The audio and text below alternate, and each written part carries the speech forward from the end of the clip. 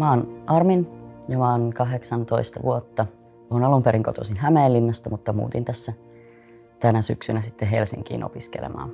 Mä määrittelen itteni eniten transmieheksi, mutta homo-identiteetti on aika vahva sitten siinä mukana. Mutta ehkä ensisijaisesti, tai mikä eniten tulee ehkä arjessa esille, on tämä transidentiteetti. Mä aloin siis pohtimaan mun ehkä sukupuoli-identiteettiä tarkemmin yläkoulussa. Et sitä ennen mä olin ollut sellainen niin kuin poika-tyttö ja aina pukeutunut aika silleen poikamaisesti ja myös viihdyin siinä roolissa tosi paljon. Ja just alakoulun vikoilla luokilla mä huomasin, että musta on oikeastaan aika kivaa, että kun ihmiset näkee mut poikana eikä tyttönä. Ja sitten yläkoulussa, kun rupesi tulemaan murrosikä, niin se alkoi sitten myös tulla tavallaan semmoisen negatiivisen tunteen kautta, että musta oikeastaan tuntuu pahalta tulla nähdyksi tyttönä, että ei pelkästään hyvältä tulla nähdyksi poikana. Sitten mä mietin siinä, että onko tämä tällaista, mitä kaikki kokee, että onko tämä vaan sit osa tätä. Mutta sitten kun sitä jatkui pidemmän aikaa, niin mä rupesin selvittämään asiaa ja ensimmäistä kertaa tuli vastaan transsukupuolisuus käsitteenä ja sitten kohtasin myös transihmisiä, niin se loksahti aika lailla paikalleen ja rupesi ymmärtää, että ehkä tässä on kyse sitten tästä. En olisi uskonut, että heteronormatiivisuus on niin yleistä kuin se on. Sitä kohtaa tosi paljon vieläkin, vaikka jotenkin itse olettaa, että eihän kukaan nyt enää ajattele, että kaikki on heteroita. Esimerkiksi silloin, kun mä kerroin mun serkuille tästä, että mä oon trans, niin ne kysyi multa, että oot sä tyttö vai poika? Mä sanoin, että joo, että mä oon poika. Ja sitten mä sanoin, että ok, onko sulla tyttöystävä? Ja se oli vähän hämmentävää sitten mutta siitäkin selvittiin. Ihan tosi paljon kuulee vaan sitten sitä läppää siitä, että oletetaan, että ei ole huoneessa ketään, joka olisi oikeasti homo tai trans tai muuta. Siitä tulee aika semmoinen näkymätön olo, että ajatellaan, että totta kai kaikki on heteroita ja siis sukupuolisia. Niin tosi usein tulee jotenkin se kysymys tai huoli tai en sitten tiedä, mikä se on, mutta että mitä jos tämä nyt muuttuu, tämä minun nuoreni tai tämän henkilön sukupuoli-identiteetti myöhemmin. Niin että ei sekään ole siis, ei se ole niin vakava. Ihmiset muuttuu koko ajan. Että ei se tee siitä yhtään vähemmän totta tällä hetkellä. Ja ei tarvitse ottaa niin koko ajan niin vakavasti ihan kaikkea. Vaikka ne asiat on isoja, niin ei se ole sellainen, mistä tarvii vetää joku paniikkinappula heti päälle. Et mun mielestä paljon tärkeämpää, että saa aikaa pohtia itse niitä asioita ilman, että ympäristöstä tulee sellaista viestiä, että nyt tässä on nyt oikea ja väärä vaihtoehto.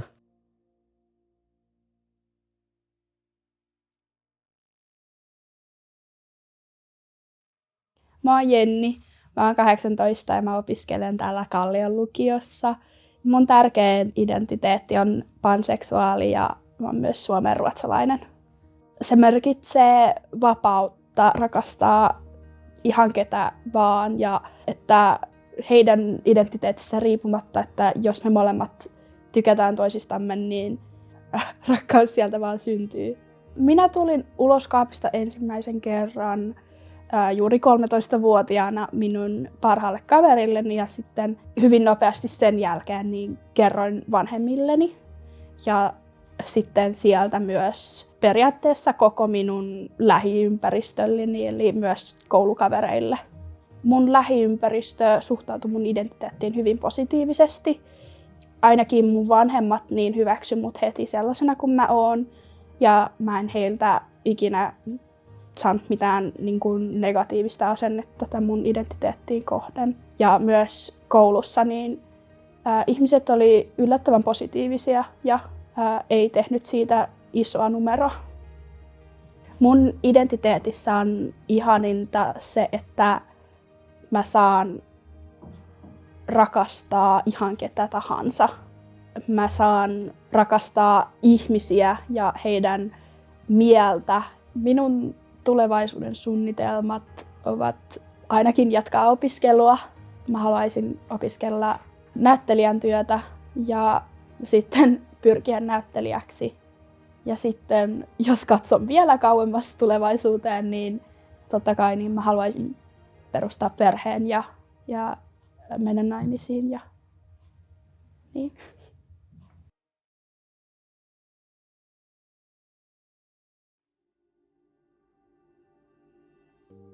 Mä oon Valo, mä oon 24-vuotias helsinkiläinen, opiskelen sosionomiksi ja teen arjessa aika paljon kaikenlaista vapaaehtoisduunia ja järjestötyötä liittyen muun muassa näihin sateenkaariteemoihin. Eikö semmoinen tärkein identiteetti, mitä minulla on, niin on muun sukupuolinen. No minulle se tarkoittaa sitä, että en ole nainen tai mies tai mitään muutakaan naisen ja miehen väliltä, vaan jotakin ihan sitten siitä ulkopuolelta. Et minusta tuntuu, että minun on aika vaikea kuvailla sitä omaa sukupuolta tai sitä, että mille se tuntuu tai minkälainen se tarkalleen on, niin muun sukupuolinen on semmoinen paras sana kuvaamaan sitä. No, minä olin 19-vuotias, kun me eka kertaa kuulin sanan muun sukupuolinen. Et mä olin sitä ennen syntymässä määritelty tytöksi ja kasvatettu tyttönä ja nuorena naisena, mutta jo ihan siitä jostain esiteini-iästä alkaen olin tosi paljon kipuillut sen oman sukupuolen kanssa ja ollut aika hämmentynyt siitä, että mitä tämä tyttöys tai naiseus oikeastaan tarkoittaa. Ja mä en oikein hahmottanut sitä, että kun puhutaan tytöistä, että puhutaanko siinä myös minusta, ja mä en oikein ymmärtänyt, että mitä tarkoittaa olla tyttö. Mutta kun ei ollut mitään vaihtoehtoista tapaa kuvata itteensä, niin sitten silloin vaan tyytyi siihen, että no, kai tässä nyt sitten on tämä elämä, että kai minä sitten olen tyttö, mutta päädyin lukemaan silloisen transtukipisteen ja nykyisen sukupuolen moninaisuuden osaamiskeskuksen sivuilta artikkeliin mun sukupuolisuudesta, niin se oli semmoinen hetki, jolloin tietyllä tapaa niin kuin kaikki klikkas, että ekaa kertaa luki elämässä sellaista tekstiä, jossa sanotetaan sukupuolta ja erilaisia identiteettejä ja erilaisia sukupuolia ihan uudella tavalla. Että ekaa kertaa luki, että sille omalle kokemukselle ja omille tuntemuksille oli olemassa sana. Omassa arjessa on tosi yleistä erilaiset tilanteet, missä sitten jollain tavalla ei tule kohdatuksi itsenään tai ei tule kohdatuksi muun sukupuolisena tai on joku tila tai tilanne tai lomake, mikä pitäisi täyttää tai ei ole olemassa sukupuolineutraaleja vessoja siellä tilassa, missä itse pyörii tai sitten joku, kenet vasta tapaa, niin hän sitten väärin sukupuolittaa tai muuta tällaista, että on tosi helposti tosi näkymätön fiilis. Mä oon tosi paljon törmännyt semmoisiin odotuksiin, että mun sukupuolisen pitäisi näyttää mahdollisimman androgyyniltä ja että mun sukupuolisen pitäisi haluta jollain tapaa näyttää siltä, että ei ole oikein minkään sukupuolinen tai ettei haluaisi omassa pukeutumisessa ilmentää vaikka minkäännäköistä feminiinisyyttä tai maskuliinisuutta. Ja se on mun mielestä tosi surullista, että ylipäätään on erilaisia sukupuolinormeja yhä olemassa. Mä toivoisin, että moninaisuus olisi täysin semmoinen normaali ja arkinen asia ja että esimerkiksi kaapista tulemiselle ei välttämättä olisi mitään tarvetta. Että yhteiskunta lähtisi siitä, että jokainen ihminen on ainutlaatuinen yksilö ja ihan omanlaisensa. Mun mielestä representaatio on ihan todella tärkeää. Toivoisin itse näkeväni nykyistä paljon enemmän sukupuoleltaan moninaisia ihmisiä mediassa ja sosiaalisessa mediassa ja ihan missä tahansa ympäristöissä, että sais sen viestin, että mekin ollaan täällä olemassa ja että me ollaan ihan tosi ihania ja tärkeitä.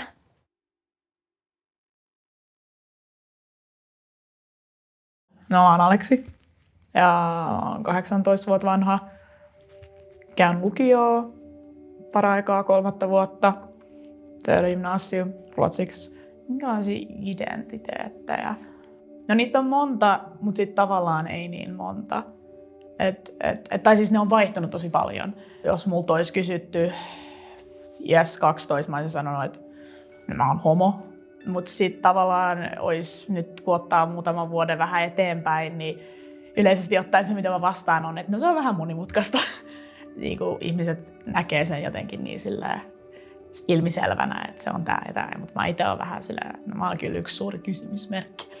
Mitä muuta mä oon? Mä oon opiskelija ja mä oon ystävä. Ja siis kai mä nyt sit oon transhenkilö. Niin siis semmonen mun niinku polku tavallaan siihen identiteettiin, siinä on niinku mutkan jälkeen, että tavallaan kyllähän niitä sellaisia primitiivisiä ajatuksia niinku löytyy jo niinku jostain aikaisesta lapsuudesta, mutta ne on semmosia, että niinku ei niitä sen enempää mieti ja sä et oikeastaan osaa sanottaa niitä, joten niitä ei oikein tiedostakaan. Et jotenkin se aina sit menee yhteen, että sit kun sä saat niinku oppia uusia sanoja, mikä sitten tulee ehkä vasta siinä joskus 13-14, että sä niinku tiedät, että niinku, et mitä mahdollisuuksia on tai niinku, mitä sanoja on edes olemassa. Ja sitten jotenkin siinä rupeaa kokoamaan sellaista palapeliä itsestään.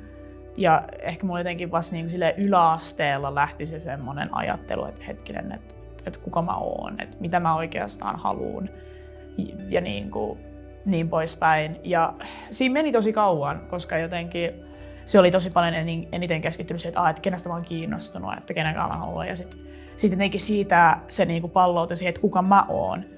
Ja se oli jotenkin niin semmoinen epämääräinen möykky siinä vaiheessa vielä, että jotenkin nuorempi mä ei niinku pystynyt käsitellä sitä. Lukiossa jotenkin se itsevarmuus lähti kasvamaan ja sitä kautta mä jotenkin uskalsin enemmän niinku sanottaa ja niinku rehellisesti olla ihmisille, että hei, että tää on kuka mä oon. Se, miten mä oon mun koulussa niin sanotusti tullut ulos kaapista, on just silleen, että mä niinku eka vaan puhuin näistä asioista silleen oikeasti läheisten ihmisten kanssa ja niihin, joihin mä luotin. Ja musta tuntuu, että se oli se oikea reitti, koska silloin mä sain sen oikeasti niin kuin hyvän ensimmäisen positiivisen kokemuksen siitä, että ihmiset ei niin kuin kyseenalaistanut tai niin kuin jotenkin sit lähtenyt siinä kuulustelemaan, vaan ne oli silleen, että okei. Ja sitten niin kuin elämä jatkoi samalla tavalla, mutta silleen, että se oli mulle mukavampaa. Just kun niin kuin pyörin silleen ruotsinkielisissä piireissä, niin joku semmoinen kuin pronominit on tosi relevantti asia. Et jotenkin sekin oli myös sellainen, että mä ensin vaan niinku läheisten ihmisten kanssa uskalsin niinku pyytää silleen, että niinku käyttäisi niinku maskuliinisia pronomineja. Mutta sitten jotenkin muut ihmiset vähän niinku tajus. Mitä normeihin tulee, että niinku joskus 5-6-luokalla, kun sä oikeasti rupeat niinku tiedostamaan, että sä haluut olla kuin muut, sä haluut mukautua ja niinku olla just niinku se, mitä sun ystävätkin on. Ja sitten se jotenkin on todella vaikea, jos sä tajut, että sä et ole. Että jotkin kokemukset, mitä ne kokee, on niinku täysin erilaisia kuin sun. Se jotenkin johti siihen, että mulla oli semmoinen 1-2 vaihe, missä niinku melkein kaikki, mitä mä teen, on niinku pakotettua. Että tavallaan koko se tapa, miten mä niinku kuvastan itteeni muille ihmisille, on niinku pelkkää esitystä. Se on niinku vaan jotain roolin vetämistä päivän jälkeen. Ja kyllä se niinku uuvutti ihan todella paljon niinku henkisesti, koska jotenkin se johti siihen, että sä katsot itseäsi peilistä ja sä et niinku tunnista, että kuka siinä edes on.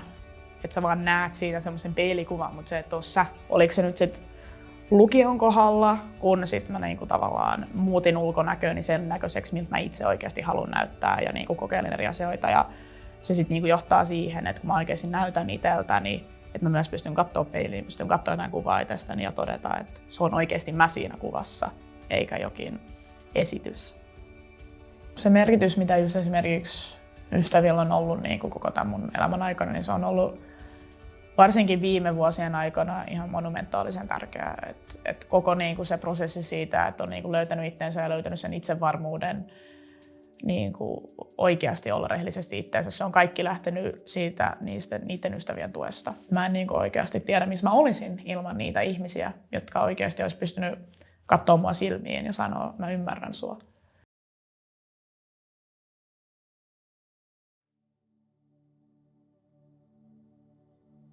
Mä oon Emil ja mä asun Vantaalla ja mä oon niinku käsikirjoittaja ja kiinnostaa elokuvien tekeminen. Mulla on monia identiteettejä. No esimerkiksi mä oon niinku maahanmuuttajan lapsi, toinen mun vanhemmista maahanmuuttaja. Se on vaikuttanut tietty lapsena ja nuorena. Sitten jossain vaiheessa mä älysijät ehkä kuuluu niinku seksuaalivähemmistöön ja sitten kuuluu myös sukupuolivähemmistöön. Yksi semmoinen identiteetti, mikä on aika itse asiassa tärkeä, on että on mukana taistelussa ihmisoikeuksista. Että se jotenkin yhdistää sitten näitä identiteettejä vieläpä. Se, että kuuluu useampaan vähemmistöön, niin se on ollut aika semmoinen niinku silmiä avaava kokemus tai asia. Niinku todella monessa asiassa elämässänsä huomaa olevansa usein niinku vähän erilainen tai silleen, niin sitten ei pysty enää ajattelemaan asioita silleen, että totta kai asiat tehdään enemmistön mukaisesti tai silleen, että kyllähän sitä on. Jos kuuluu vähänkin joihinkin vähemmistöihin, niin kyllähän sitä kohtaa sitä syrjimistä. No musta tuntuu, että yksi iso asia on, minkä ainakin mä oon käynyt läpi ja musta tuntuu, että aika moni muukin, vaikka sateenkaarinuori tai muukin nuori, joka on kohdannut kiusaamista muista syistä, semmoinen asia, mitä käy läpi, jotta pystyy selviytymään siitä negatiivisesta ympäristöstä tai siitä kiusaamisesta ja siitä ahdistuksesta, niin on tietty semmoinen, että pitää hyväksyä se, että on arvokas ihmisolento. Ja se on ihan eri asia sanoa se ääneen ja sitten hyväksyä se, koska voi sitä sanoa itselleen se, että en mä ansaitse tätä kiusaamista tai en mä ansaitse tätä syrjintää, että ne on väärässä, mä en ole väärässä. Mutta sitten se pitää myös jotenkin tosi syvällä tasolla sitten oikeasti uskoa, että se antaa semmoisen voimavaran sitten. Kyllä ne ihmiset tekee turvallisen paikan, että jos on semmoista ihmisten ympäröimä, jos tulee turvallinen olo, niin sitten se on turvallinen paikka. Eikä niiden ihmisten välttämättä tarvitse olla samaan vähemmistöön kuuluvia kuin sinä itse.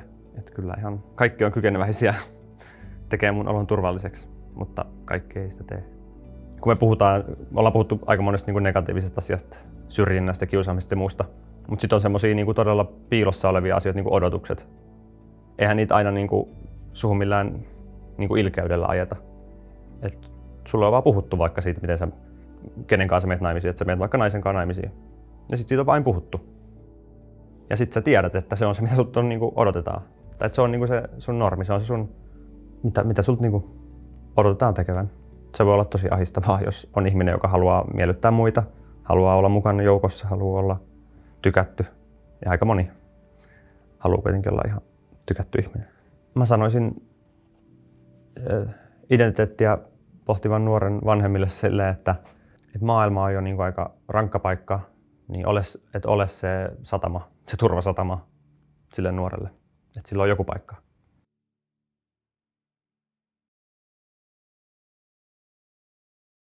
Mä oon Syksy. Mä oon lukiolainen, opiskelen Kallion lukiossa ja mä oon muun sukupuolinen. Mun seksuaalista suuntautumista mä en hirveästi määrittele, koska mä en ehkä koe tarvetta sille, että laittaisin itseni johonkin sellaiseen laatikkoon. Ennen se oli mulle nuorempana tärkeämpää, että oli just semmoinen joku sana, mikä kuvaa mua tosi hyvin seksuaalisuuden puolesta, mutta nykyään se ei ole enää niin tärkeää. Tai mulla ei ole ollut vahvaa tunnetta omasta sukupuolesta hirveästi koskaan. Kun mä olin pienempi, niin mun sukupuoli oli aika kyseenalainen niin kuin muille ihmisille, kun ne tapas mut. Ja vaikka kun mä vaihdoin koulua kolmosluokalla, niin siellä oli sanottu, että mä olin poika. Tai rehtori oli luullut niin. Ja sitten kun mä menin sinne luokkaan, niin ihmiset luulivat, että mä olin poika. Kun siis vielä mulla ei ollut itsekään mitenkään selvää mistään sukupuolen moninaisuudesta. Ja ajattelin, että olen tyttö ja kaikki mun läheiset tietysti näki mut niin. Just niin kuin siinä murrosien alkuvaiheessa kokeilin tosi paljon mahtua sellaiseen tiettyyn rooliin ja niihin oletuksiin, mitä musta oli ja ehkä miten mun vanhemmat vaikka halus nähdä mut. Mä yritin olla tosi feminiininen ja käyttää tosi feminiinisiä vaatteita niin, että mun ulkomuoto oli tosi feminiininen, vaikka mä tiesin, että se ei ollut se, mitä mä itse koin olevani. Mutta sit mä ennen pitkään huomasin, että mun ei oikeasti tarvitse tehdä niin ja että mä voin olla ihan sellainen kuin mä haluan olla. Ja sit mä aloin etsimään vähän tietoa näistä asioista ja sit mä olin silleen, hei, toi kuulostaa oikealta. Niin se kehodysforia ilmeni musta sitten sillä tavalla, että musta tuntui tosi pahalta niin kuin mun tietyt kehon osat. Se vaikutti ihan niin kuin arkipäivisiinkin asioihin, että vaikka kun mä aamulla heräsin, niin mun oli vaikea niin kun katsoa itteeni peilistä ja pukea vaatteita päälle ja lähteä kotoa ja mennä kouluun, koska mä en pystynyt niin kun ilmaisemaan itseäni sillä tavalla, kun mä olisin halunnut. Ja mitä musta tuntui hyvältä, musta ei tuntunut mukavalta, musta ei tuntunut, että mä olin niin kun kotona mun omassa kehossa. Just se niin kun sosiaalinen dysforia, mikä sit liittyy hyvin paljon tähän myös kehodysforiaan ja ne yhdessä on sitä dysforiaa, niin se, että miten muut ihmiset näki mut, niin se tuntui sit tosi pahalta, enkä mä hirveästi pystynyt silleen vaikuttamaan siihen.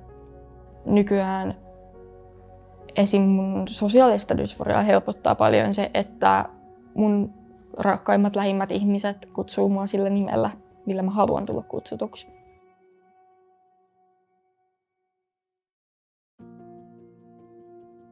Mä olen Eeva, 23 vuotta.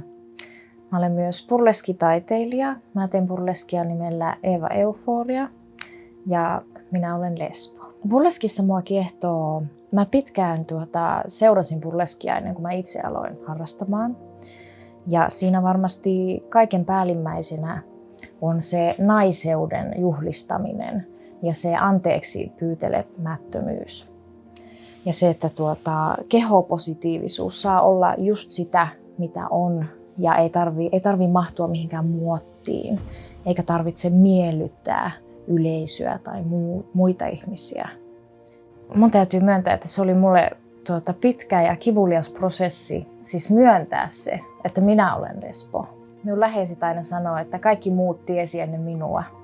Mä tiesin aivan pienestä pitäen, että mulla on tunteita saman sukupuolen edustajia kohtaan.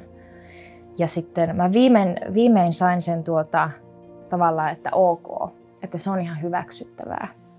Että ehkä mä olen sitten bi ja että se olisi jotenkin hyväksyttävämpää sitten kuin olla lesbo, mikähän ei pidä paikkaansa.